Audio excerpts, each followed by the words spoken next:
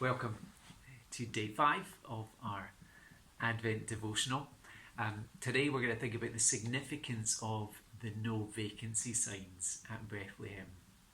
I wonder if you've had an experience similar to mine. I was thinking back when I was a student myself and a friend went interrailing round Europe, and everything went fairly fine, except we got really caught out in Hanover in Germany. We hadn't realised there was this World Expo happening, so that every room of any type was fully booked. So we eventually, with some others, had to camp out in a field in what was the equivalent of a tiny plastic pyramid. It was not one of my favourite experiences.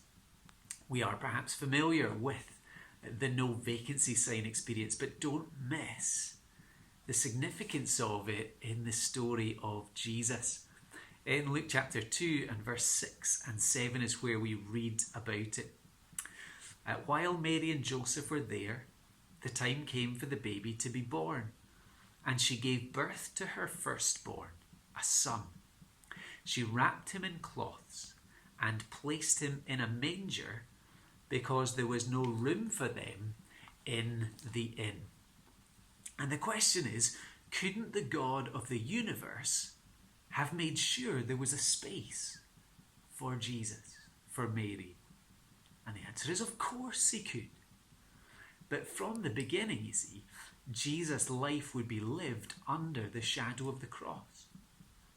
At the heart of the good news of the Bible is the reality that Jesus was rich. He came from glory, but for our sake, he was made poor, that we through his poverty might become rich.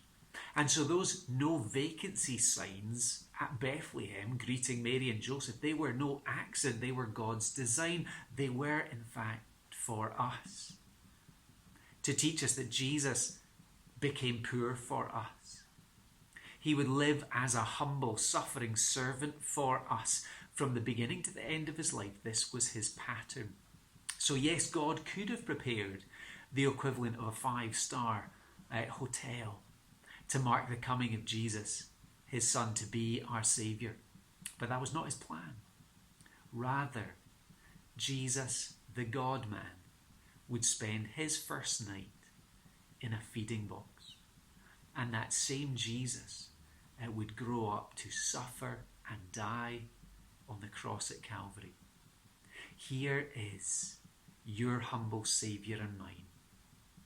And so the question for us as we leave it today is, do we have room in our heart, in our life, for Jesus this Christmas?